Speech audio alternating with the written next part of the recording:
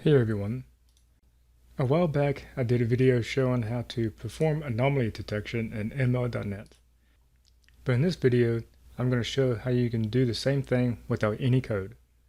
And that's because Microsoft has a preview service as part of their Cognitive Services that will allow you to pass in data and it will tell you if any rows contain any anomalies. Alright, so I'm here in my Azure portal here, and the first thing to do is we need to create an instance of the anomaly detection service. So I'll click to create a new resource and I'll just search anomaly, and it's the first thing here, anomaly detector. And like most cognitive services, you give it a few items here to fill in. Give it a name, subscription, a location, give it a pricing tier, and this does have the F0 tier, which is the free one that you can use to try it out, or resource group to put it in. And because it's a preview service, you have to confirm the notice here and click create, and then it'll take probably just a few seconds to create the resource for you. Alright, I created the resource. I'm going to go to it,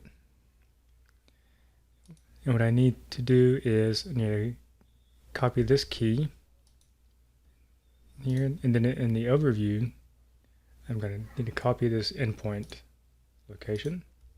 We're going to need both of those to connect to the service because we're going to use Python to interact with it.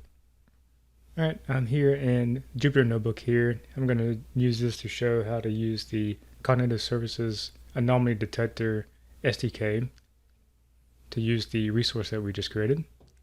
And I have a config file where we can put in our keys and all here. So I'll go ahead and do that. One for the key, and then one for the endpoint. I'll save that off. And the data we're going to use is the same one we used in the ML.NET video, is where we have the amount of energy that we get and the date and time that this energy was collected. So it's probably like from a IoT device or something like that. And the first thing you want to do is, if you already don't have the Python SDK for the anomaly detector installed, you just run pip install Azure-Cognitive Services-Anomaly Detector, and that'll install it for you. And I have a few imports here. First thing creates anomaly detector client. Then I have the request, a point, and granularity. We'll go over those in the code in a bit. Then I import the Cognitive Services credentials. That's what we use to pass in the key and the endpoint. I'm going to use pandas to load in the data and to do a little bit of data manipulation so it works with the anomaly detector service. Import JSON so I can load in the config file, and I import PyTZ, which is Python time zone, which is part of that data manipulation that I mentioned earlier.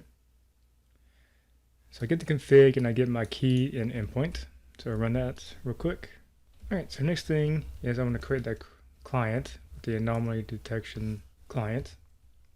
Then I'll give it the endpoint, and I need to give it the Cognitive Services credentials and then pass in the key. Next, I'm going to use pandas to read in my file into a data frame. So I do pd.read CSV, that's energy hourly.csv, and the delimiter is going to be a comma, and I want to tell it to parse the dates on the column daytime. And then we can look at it. The first 5 of them here, we get that same energy and daytime columns that we saw from the original data set. And for a couple of data processing here, I'm going to sort the daytime values using the sort values and tell it to by column as the daytime. I do a head on that to make sure we did it okay. Alright. This sorts it so the earliest date is first. And then next, I'm going to use that PyTZ package to localize my datetime column. To do that, on the datetime column, I do .dt and then tz localize. And what's telling it is that on this datetime column, I want to localize a time zone. And the time zone I want to localize it to is to the PyTZ .utc time zone. Oh, messed up. Instead of df.head, I did dt.head. So if we run it again, it says it's already time zone of where. So we can just reread in our data. There we go. Now we got a time zone on our datetime column there. So next I'm going to use this pandas data frame to build out the data that we need to pass into the anomaly detection. So I'm going to create a new list called series, and I'm going to loop in the data frame with the iter_rows method, and from there I can get the index and then the row object itself. So the index is going to be this column up here, and the row is going to be the whole row. So I'll have access to each of these columns in the row. And for each of those, I'll do the list.append, and I'll create a point. It's going to be a list of points.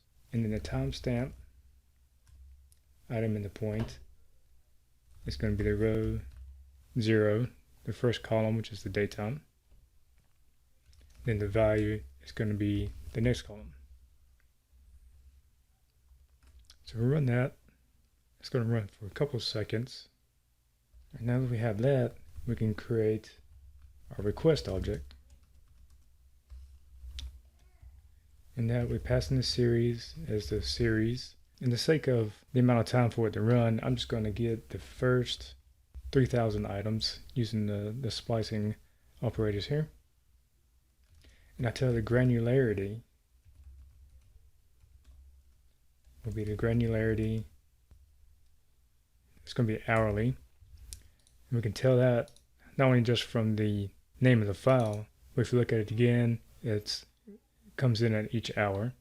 And there are more granularities here. You have daily, monthly, every minute as well if you need. So run that, and then with that request object, we can do a client, and then we tell it to run on the entire data set to detect on there, and to pass in the request. This is going to run for a little bit. All right, so that ran. And the quickest way to tell if we have an anomaly in our data set is to check if true is in the response that is anomaly. It comes back with true, and if we look at the response that is anomaly property, it's actually a list of booleans here. So we get some trues, a lot of falses. So most of these items aren't anomalies, which is good. So that tells us that our data set does have anomalies in it. But how do we tell which item is the anomaly?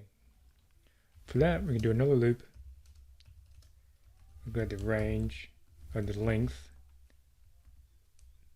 of the is anomaly list. And then if response that is anomaly on that index, if that's true, then we can print out the index, use the iloc on the data frame, and we give it the row index. And we can also tell it to give us the column that we want. So we give it the energy column. We can also use it to give us the datetime column. There we go. So quite a few anomalies here out of the first 3,000 items in our data set. You can see over 10,000, most of these anomalies here. You can see over here we have like more like 8,000 and 9,000. All right, so I'll end that here. hopefully give you a glimpse of the anomaly detection service. And remember, it is in preview, so some things might change, like on the SDK or some things like that. I hope you enjoyed the video, and we'll see you next time. Thanks.